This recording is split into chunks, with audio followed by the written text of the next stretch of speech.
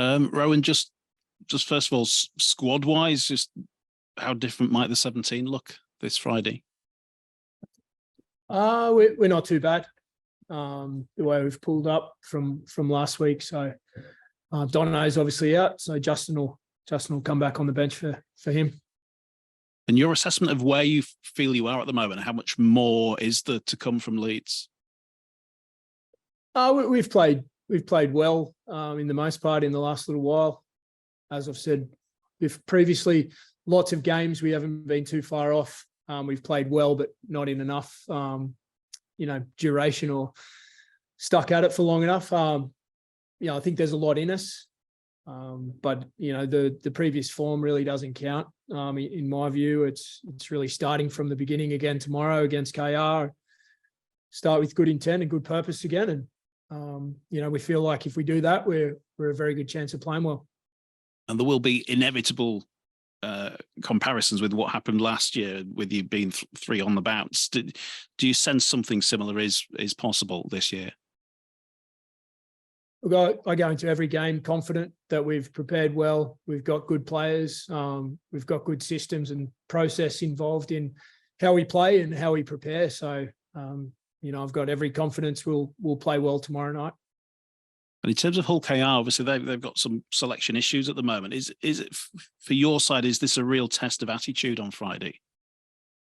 I think every game of professional sport is a test of attitude, and you got to bring it, or you're likely to fail. Hull KR will have a bunch of professional, and lots of experience on the field there tomorrow. So there's no chance we'll underestimate them or be looking at who's not playing. We'll just be doing our best to slow them down, their strengths, and obviously to throw what we can at them.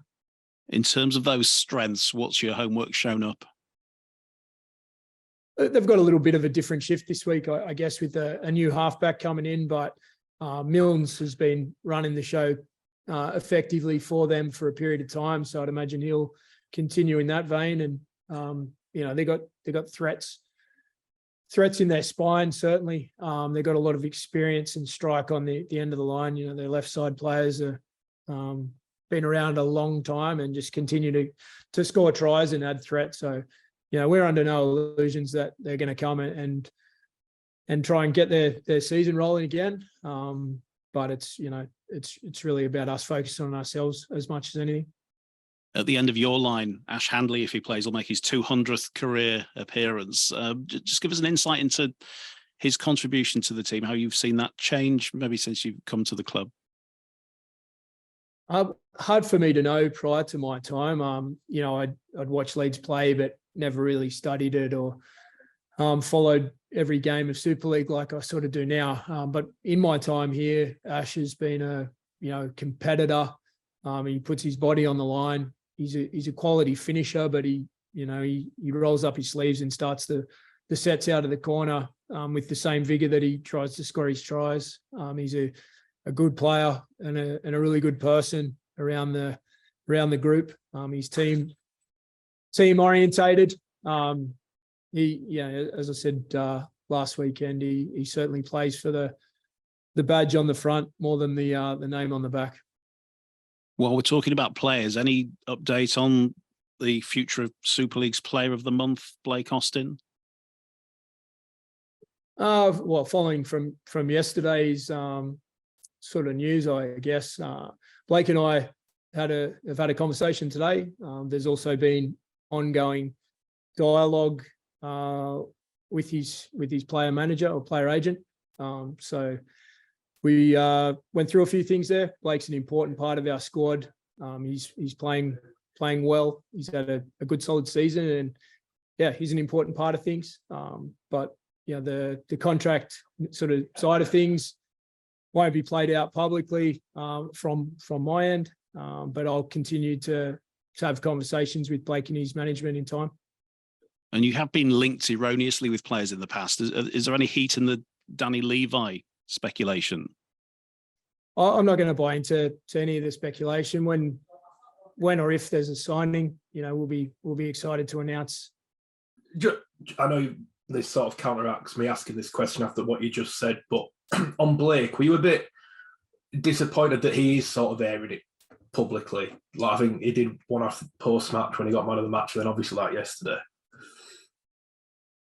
I haven't seen all of it, but I read one of the articles, and that, you know, he's asked a direct question, so he gave his answer, and you know, that's okay, that's fine. Blake and I have had a conversation, and we'll have more as time goes.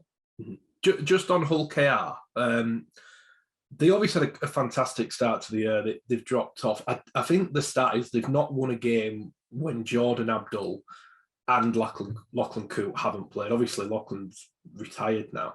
Do you think there's a way for them, or how do you see a way around that for them? Is Rowan Mills the key to it?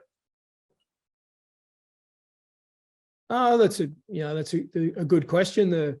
Rowan has been, you know, the sort of dominant half or spine player steering the team around in recent times, but they got plenty of good players across the park. So I don't think there's too much pressure on him or, you know, the new kid that's coming in the halves either. You know, I'd assume that it'll be a team responsibility to them bringing their best game tomorrow. How much do you know about Brad Schneider? I'm assuming you've been able to watch a few of his clips from Canberra. Yeah, I've seen a lot of the NRL games that he's played in, and had a flick through sort of some of his actions this week. He's a very, very solid player, and obviously he's coming over here with a point to prove and taking another step on his journey for a young Aussie player to come over. It's you know, it's a brave move for him, and obviously he'll be looking to make his best impressions. Just wondering about the long-term casualties. We've not asked you about them for a while. Harry, Zane, Morgan, how are they getting on? Yeah, they're all tracking well. I believe they're all in that sort of 4 to 5 weeks away type time frame. But you know, there's still a lot of things that they've got to get covered off before they are back for selection. But that's the basic time frame at this point. Darrell Alfords has not been in the 21 for a couple of weeks. Is he available for selection, or has he got a knock? He's had a really mild calf issue the last couple of weeks.